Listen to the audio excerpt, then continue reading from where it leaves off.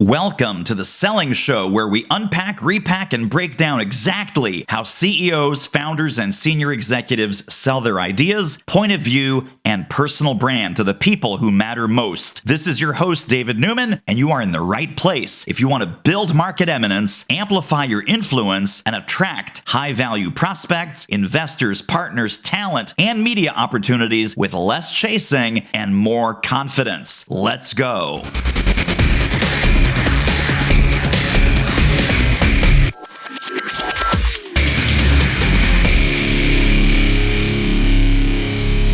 You know, there's a lot of talk about marketing. There's a lot of talk about growth. There's a lot of talk about personal and professional development. And some people are good at it and some people are, I have a guy who is so amazing, so deep, so helpful, and so generous. You need to meet my friend, Justin Schenck. Justin, welcome to the show.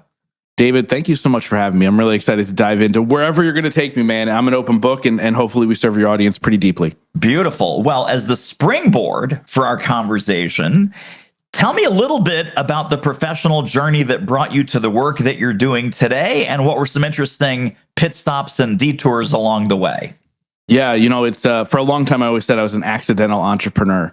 And what I really mean by that is like what I'm doing now, I had no idea was a possibility. I had no idea that this would be my journey. I always had a desire for entrepreneurship, right? At 19 years old, I got into direct sales. And for the first time, I was taught that you can build your own, create your own schedule and create your own income and really have control over so many different aspects of your life. And so from the age of 19 to the age of 30, I chased entrepreneurship and tried many different businesses, and we can get into details if you want.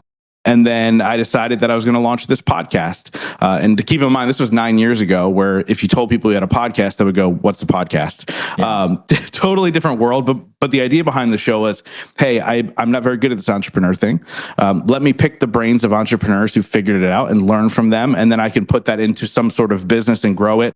And 6 months before I launched the show, my entire world changed. You see, my mom battled opioids for 20 years, and she lost that battle. And it really kind of made me take a step back and really kind of look at things differently. And it took the podcast on a whole different trajectory that I never knew that it would go. And then the audience grew, and everything else is kind of built around that. So again, it's accidental, but on purpose, if that makes sense. Yes. Well, it's funny. I don't think a lot of people at the age that you were 9 years ago they don't think of this kind of business, right? They usually think of, okay, let's do something kind of proven, reliable. Let's do like a lawn service, or let's start an accounting firm, or let's, who knows what. But tell us about, just in your experience now, talking to hundreds and thousands of entrepreneurs, there's the business we are in, which I call sort of an expertise-based business. What do you see as the primary differences and drivers in an expertise-based business versus the rest of entrepreneurship? Yeah, I would say that it's relationships. A lot of what I've built is building relationships with people who, at the end, whether they can serve me or I can serve them in some way, shape, or form, versus like, hey, I'm an expert in this one thing, come hire me to do this. It's, hey, let's build a relationship and see where this goes. And it creates opportunity and it creates perspective, right? To step back and go, hey, I have this skill set, you have this skill set, let's marry these two things together and move forward. And so for me, like I've been through sales trainings. I've been through all those things, right? We can talk about finding the pain points and objection cycles and all these things that people talk about in sales. But for me, it's always been about relationship building, not putting my foot where it doesn't belong, and really trying to serve. And I think that that's kind of how this whole entire thing began. And I ended up growing a community, which has led to live events and masterminds and public speaking and all these incredible things. But it was never an intent to sell. It was an intent to serve. And I feel like that may be the differentiator. I do have a service-based business as well, which is approached totally differently. But when I look at growth now and serving through, whether it be the podcast or speaking or live events, it's really been about building community versus lead gen into the sales funnel, into wherever they belong. And so I think that would probably be the difference between the two. That is so funny. So I just want to rewind 30 seconds because you said something which I'm going to disagree with because I don't think it's true. You said, oh, I have this other business and that doesn't work this way at all. It's like, oh, in that business, I'm a mercenary. I'm a sales killer. I go for the jugular in that business. So number one, I'd love you to talk about the other business. And number two, I just want to correct that assumption. You are still very warm-hearted, very generous, very much a giver, even in that business. So just wanted to correct the record here, but tell us about the other business that you're referring to. Well, first, I wish I was a killer. I wish I could be that. I wish I could be that person who could hop on 100 sales calls a day and close 97 of them, right? And it was really like, I think our messaging was getting a little bit lost because the reality was when we talk about the concept originally was, hey, we wanted to interview entrepreneurs, how to figure out how to be better entrepreneurs and build a business. Yeah. My mom passed away and my perspective of life changed. And so I started talking about rock bottom moments. I started talking about overcoming limiting beliefs. I started talking about self-love. And my co-host was still like, how did you grow your business, right? So there was a lot of confusion in the messaging. And after the first year, I decided to ask him to take a step back. By the way, he's still one of my best friends. He was a groomsman in my wedding. There's no hard feelings. And what happened was my audience started to grow organically. Now, again, this is back in the day where there was way less podcasts. You can be a little bit more broad. If anybody comes to me now and says, hey, I want to start a podcast, my response is always go as niche as possible, like be as niche as possible. But I was fortunate enough that I got in early. My audience started to grow organically once that messaging started to align. And then Inc. magazine listed me as a top 8 podcaster every entrepreneur should follow. That was an incredible break for me. I feel very fortunate. 350,000 people read that article and my audience blew up. But that gave me the grace to say, hey, whoever I want to interview, I'm going to sit down and interview, right? We met a couple weeks ago and I was like, you have to come on my podcast. I love your branding. I love how you approach things. I love your energy. And it has nothing other than to do, like, I know you're going to serve my audience. I know you mean well. And I like you. So let's have a conversation. That's why I can interview people like you. And then I can interview comedians like Bert Kreischer, then entrepreneurs like Ed Milet, wrestlers like Kurt Angle. But for me as the host, it's really about what's my niche. It's about growth, right? So it's a broad niche, but I'm like, well, how can I have, JP Sears talk about growth and all these other individuals? So for me, I was fortunate enough that it kind of organically took that route. So I'm able to be a little bit more broad, but new podcasters listening, go niche. Don't do what I do. Do what I'm advising you. Do what I'm telling you to do. Hey, super quick station break question. Have you seen our free executive briefing on elevating your CEO brand? Check it out right now at doitmarketing.com/webinar. And now back to the show. I also want to talk about tenacity because you know this, I know this as podcast hosts. There is something like the average podcast doesn't last past 20 episodes. Most people put 20 episodes in the can. This is too hard. I'm not going viral. This isn't bringing me the audience that I want. I only have 50 downloads. I'm not generating any business. You name the excuse. I think it's 20 episodes. Do you happen to remember the stat? 20, 30? I do. Something? It's actually less. It's actually 78% of shows don't make it past their first 7 episodes. Oh my gosh. So it's even worse than I thought. Yeah. But that to me is, imagine if you and I say, hey, Justin, we're going to run a bunch of webinars and we're going to do 7 of them. And there's people that have done thousands of webinars and made many millions of dollars, but we're going to quit after 7. We're going to get on 7 stages. Justin, you and I, we're going to go out, we're going to speak on 7 stages. And if that doesn't blow up our business, well, then the hell with it. The thought that, so I'll give you my 2 cents, then I'd love to hear your unpacking this in terms of tenacity and personal and professional grit and resilience and all this. The first 7 times you do anything, you're going to suck. Those first 7 speeches were terrible. My first 7 podcast episodes, I guarantee, were horrible. But I kept going. Tell us about why do you think people quit so early in this medium more than many others, and what would your advice be to them? Yeah, that's a great question. I think a lot of people quit early because, number one, they don't realize the amount of work that goes into it. It's not just sitting down and having a conversation, right? Like it's the research, it's getting the guests, it's the editing process, it's the uploading, it's the show notes that hopefully they're SEO friendly enough, and all these little games that you have to play.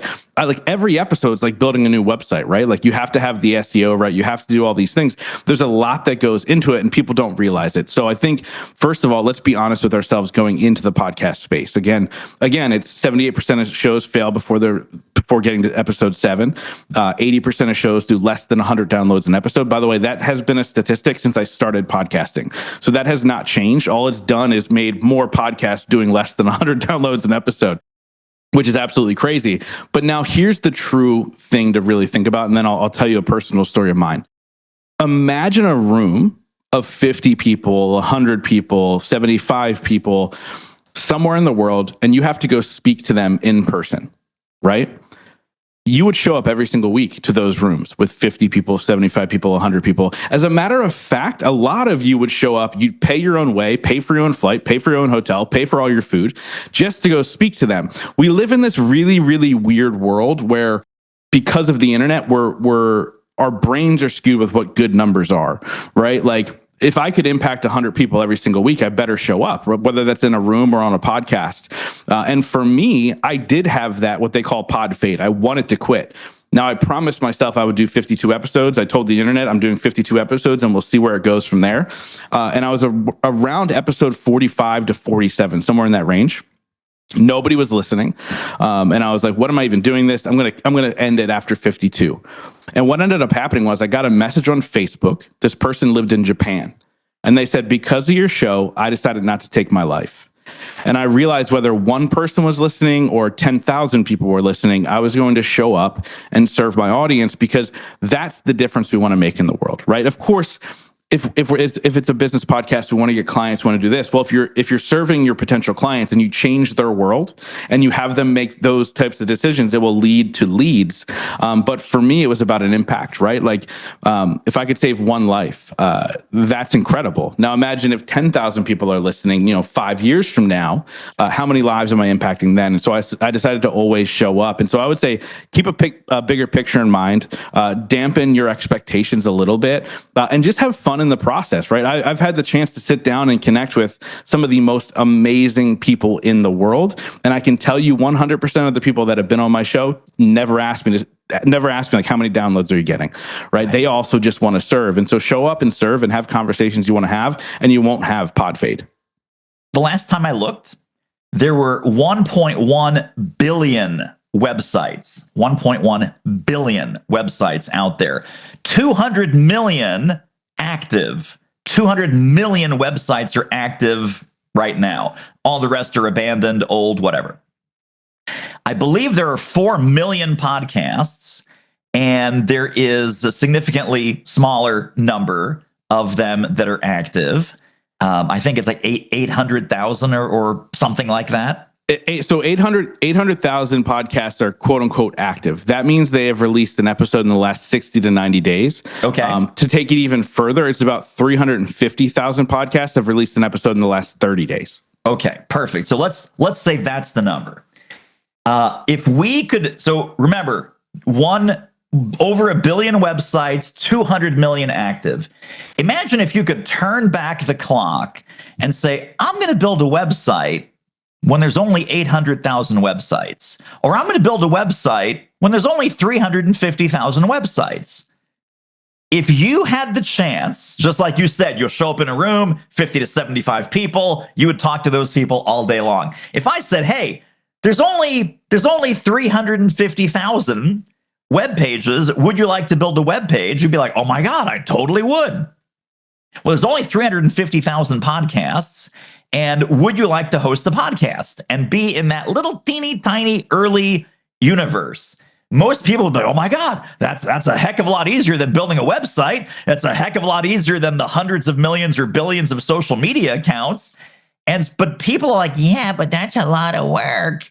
It's like, it is a lot of work, but it is one of the purest, cleanest channels where you can be found and you can have an impact in the world. And I love your emphasis on the impact, because a podcast or a website or anything, a social media account that is hugely impactful, but that does not have any audiences, no eyeballs, no ears, no nothing, they're not having the impact. They can't. So it is so profound, the power of the podcast. The last thing I'll just throw out there, people have said podcasting is a very intimate, and again, I'm just a student of this, right? I'm not the podcasting guru because that's you, but it's when you're in someone's ear, right? You're at the gym, you're on the treadmill, you're in your car.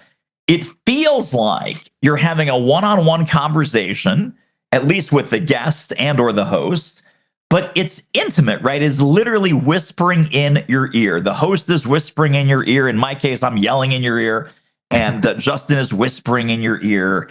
And very different than video, which you know is a broadcast medium, very different than reading, which you know is a kind of mass market blog, Facebook post, Instagram, whatever. Talk about the intimacy of podcasting and how that can be such a big advantage. Yeah, I've never met Joe Rogan. I have friends that have been on his show many times. I feel like I know the guy, right? So I have this sense of like, oh, if I hung out with him, I know what we talk about. I know what we would dive into. Not only that, I've gone and spoke at events, and people will walk up to me and act like I've known them for 9 years because they've been listening to the podcast. I don't know who they are, so it's a little weird on my end. But when you sit down and these people are choosing to spend 35, 45, 60 minutes with you every single week, like they have a deep connection to you because you're sharing things you wouldn't share on a 30-second clip. You're sharing things you wouldn't share on a scripted YouTube video. You're sharing these things, you're diving deep, you're being intimate, you're having real open dialogue and conversation. And a lot of times you're showing your network of people. And I believe that quote that everybody says, your network is your net worth. Like when you're showing people your network, the people that you're able to reach out to and text on a regular basis and go grab a coffee or a beer with and do all these things with, I think people see your world. They see the things you're into, the things that, light you up. And when they hear those things and they're along for the ride, they feel like they're already at the table. And so like that's what podcasting does differently. It's been a blessing. My wife often says like it's really weird when we go to places together and people like walk up to her like they know her. She's like, I've never met you before. This is really weird. And she'll really experience it in April at my event. But like it's one of those things that like people just feel like they know you. And from my standpoint as the host that you receive that, what a blessing. What a blessing to know that you're making these connections in the world. And then my goal now is to further that connection. What's that look like? What's that friendship look like? But dude, I love this medium. I could talk about it all day, every day. It changed my life. It changes other people's lives. And just a blessing that I was, what's the word I'm looking for? That I was naive enough 9 years ago to think that I could figure this out because you couldn't find out how to do it back then. It was a lot harder. I was naive enough to say, hey, yeah, I'll hit record. And now here I am getting to have this conversation with you. And Justin, you've used this word a number of times, and I know it's very near and dear to your heart. The word is community. That I didn't know that I would build this platform and build this community. I didn't know that I would build this community of people to serve and to connect with and to have them connect with each other. It's 2025. AI is taking over the world.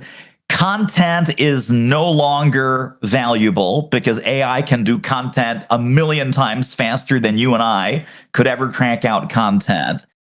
However, community, that's human, right? That's the ultimate human to human resource is community. Talk about your community, why community has been so primary in your world and in your business, and what's your definition of a strong community? All of it, just riff on community for us. I think organically it led into building a community. Obviously, you grow an audience, and then what's next, right? And so I really believe for the first time I saw a community come together in 2019. So my podcast audience grew. And I remember like my guests starting to reach out to me and like they're saying, yo, your audience is amazing. They're reaching out to me after the episode. And I was like, why aren't they reaching out to me? Like I was like, who's listening to this show? I saw the download numbers, like that's great, but who are these people? And I started doing short solo episodes every week. I don't do them anymore, but they were called the Weekly Moments of Growth, 5 to 15 minutes, something I learned, something I encountered, something that lit me up, something that challenged me, whatever. And then once I started doing that, then my audience was like, wow, I really liked that episode. And I realized before I started sharing like, hey, Justin kind of knows some things, I was just a really good interviewer. But they were more involved like with like, wow, this guest that Justin made look like a rock star, I need to be in their space. And I was like, well, I get that, right? Like they're sitting there going, I want to be in this guest space. That's because I wanted to be in their space, right? And that's why I had them on the show. And I was like, how do I build a friendship with them? And I had this realization of like, wow, I have this vehicle that I get to pick the brains of the smartest people in the world, a lot of times building relationship and friendships with them. I was like, how do I bring this and give this to other people? And so community really started in 2019 when I did my first live event, because I was like, I want to literally take this tool and this vehicle that I have and be able to hand it off to somebody else and say, hey, come in the room, hang out with these people, spend time, build relationship. And I got on that stage and it was 160 people in the room. And I was like, okay, like this is a community. What does that mean? And I kind of had to like reverse engineer my entire life. You know, when I was in high school, I jokingly say that if there's a senior superlative for least likely to succeed, it would have been me. I had a 1.7 GPA. My mom was in the middle of her opioid addiction, and my dad was in jail. And so if you look at that, like I've got no shot, right? Like actually, statistics say if your parent's an addict, you have 50% chance of being an addict. If your parent's in jail, you have 50% chance of ending up in jail. Like if you do the math, I'm 100% screwed, right? Like what am I going to do? How am I going to figure this out? And I was looking back at my life and kind of going, well, what did I do? What was different, right? And so when I was 19, I got that direct sales job. I had mentors. And those mentors kind of helped me. They handed me books like Who Moved My Cheese and The Secret and all these other things. I started to read them and unlock certain things. And then fast forward, I looking back, I was like, well, who was my community?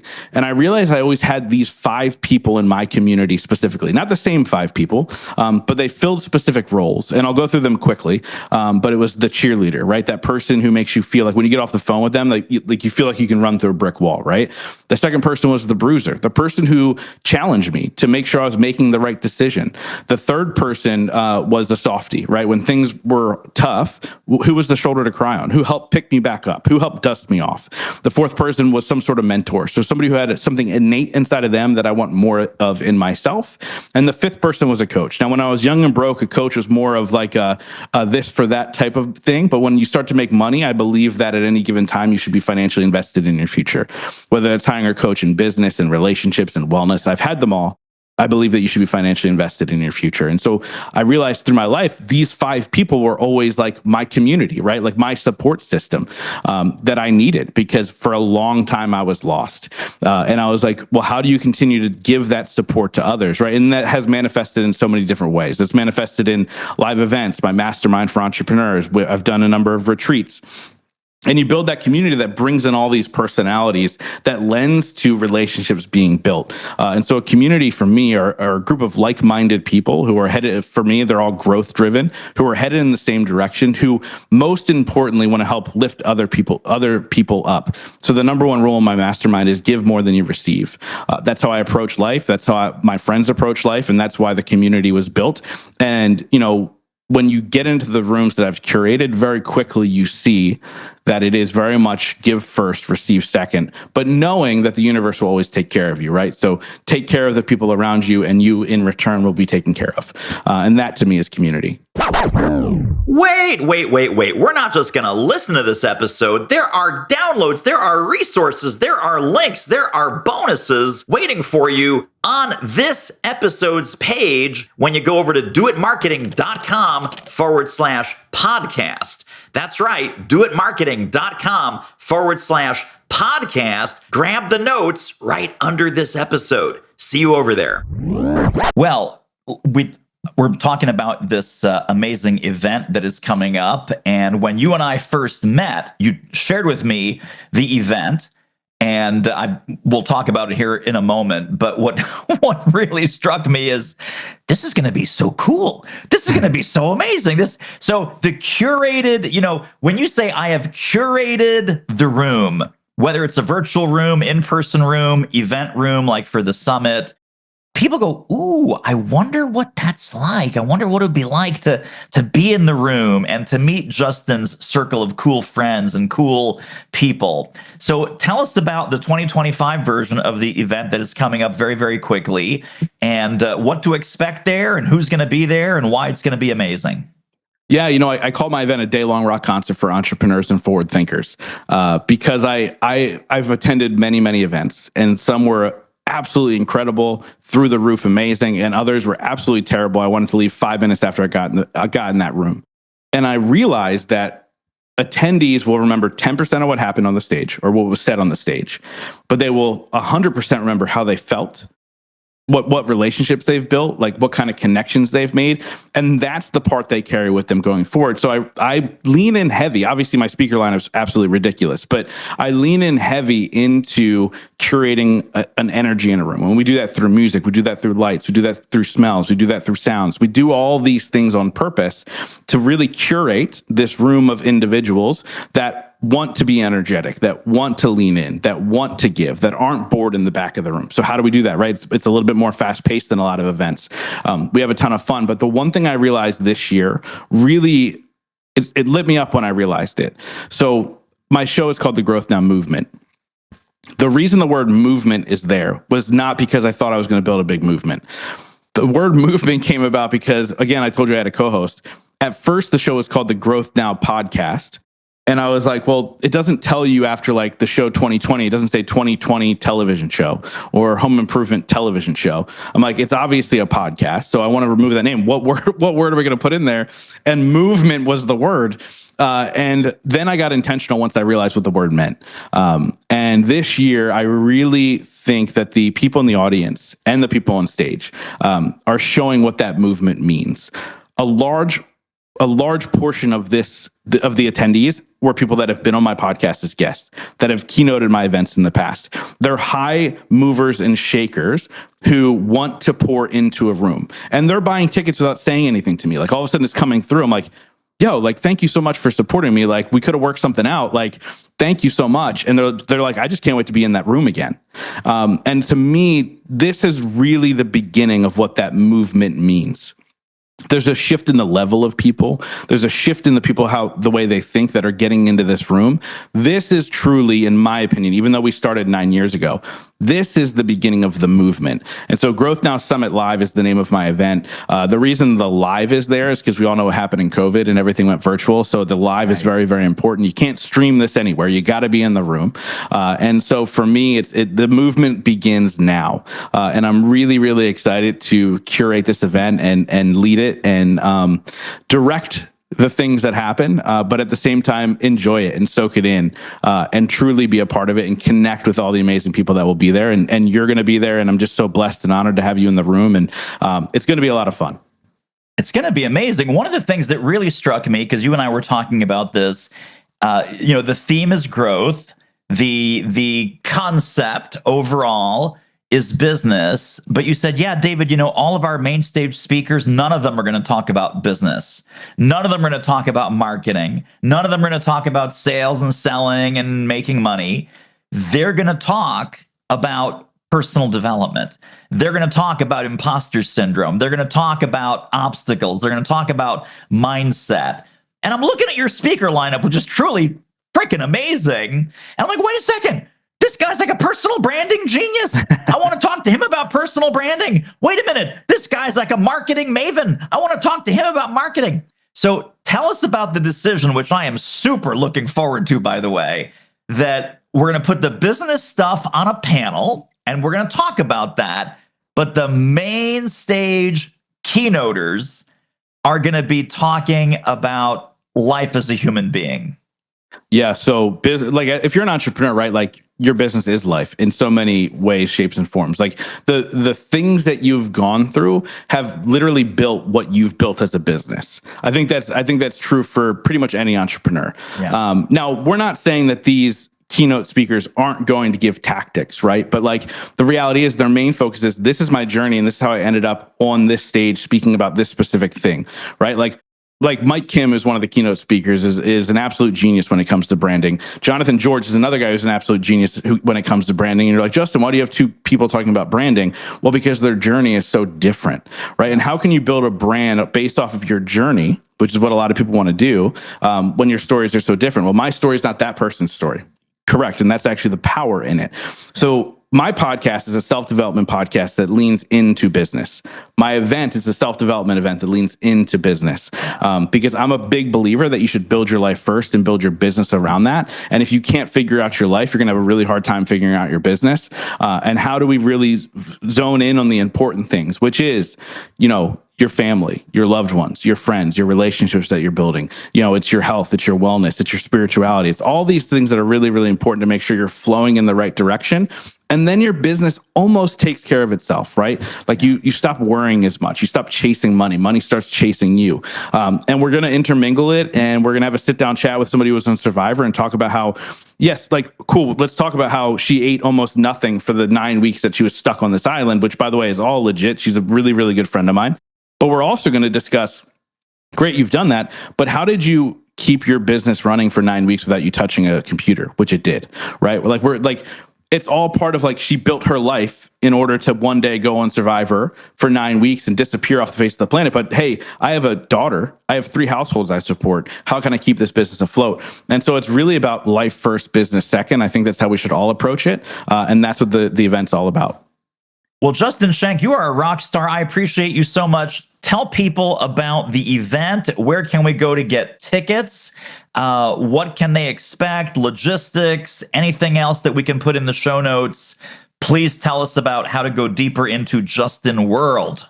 Yeah, so they can go to growthnowsummit.com and grab their tickets. By the time this is out, I believe VIP should be sold out. We're having this conversation. There's only 2 tickets left, so it should be sold out. But come in and join the main event, right? Even general admission is access to the main event, to the after party. There's no red velvet ropes. Come hang out with the speakers. You can see the speaker list on the website. It's absolutely amazing. But come hang out. Come have a good time. Come meet David in person. Come meet me in person. Hang out with us for that day and that evening and have a good time. And I promise you, this is what I promise anybody who comes to the event. As long as you put in the effort, you will create a relationship that will change your life. I believe when you step into the rooms where there's people that are thinking the right way, that are making the moves on a high level, if you build relationships with those people, your life will change. So show up, build a relationship, and see where it takes you. Amazing. And all of those goodies are directly under this episode at thesellingshow.com. If, and I'm saying if, there's a VIP ticket, snag the last couple VIP tickets. My guess is they'll be gone, but absolutely come. I was so excited about this. I snagged a VIP ticket. I was one of those people that did not contact you. I was like, hey, buddy, can you sneak me like a VIP ticket? I'm like, no. This is an event where the people in the audience are as amazing as the people on the stage. So it's going to be 100% awesomeness. And Justin, I can't wait to see you in 3D. Folks listening, join us. It is close to my hometown. It is in beautiful downtown Westchester, Pennsylvania. So if you're anywhere on the East Coast, by the way, 40% of the U.S. population is within a 4-hour drive of the Philadelphia metro area. So for you 40% listening, get your butt to suburban Philadelphia, which is Westchester, PA. You fly into Philadelphia International Airport, easy Uber to the venue. Really cool venue, really cool hotels there in Westchester. It's a hip and funky little town, and we can't wait to see you there. So Justin, thank you once again for being an amazing human and an amazing leader of this movement. David, thank you so much. This is great. And that wraps up another episode of The Selling Show. Hey, tell you what, if you like us, rate us and review us on Apple Podcasts, subscribe, tell a friend, go grab the notes and downloads and extras at thesellingshow.com. See you next time.